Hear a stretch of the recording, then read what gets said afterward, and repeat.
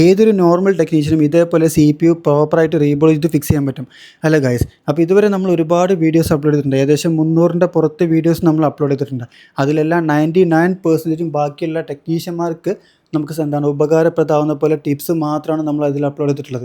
ഇതേപോലെ ഞാൻ സർവീസ് ഫീൽഡിലേക്ക് ഇറങ്ങിയ സമയത്ത് ഓരോ ടെക്നീഷ്യന്മാരെ വീഡിയോസ് കണ്ടിട്ടും അവരോട് ഡൗട്ട് ചോദിച്ചിട്ടായിരുന്നു ഞാനും ഇതേപോലെ കാര്യങ്ങൾ സർവീസ് ചെയ്തിരുന്നത്. അപ്പോൾ ആ ഒരു കണ്ടീഷനിലാണ് ഞാൻ എന്തുകൊണ്ട് എനിക്കും വീഡിയോ ചെയ്തുകൂടാ എന്നുള്ള അവസ്ഥയിലാണ് ഞാൻ ഇതേപോലെ വീഡിയോ ഷൂട്ട് ചെയ്യാനും അതായത് ടിപ്സും കാര്യങ്ങളും ഷൂട്ട് ചെയ്യാൻ തുടങ്ങിയതും അത് ഇൻസ്റ്റാഗ്രാമിലും അതേപോലെ ഫേസ്ബുക്കിലും ഒക്കെ അപ്ലോഡ് ചെയ്യാൻ തുടങ്ങിയതും.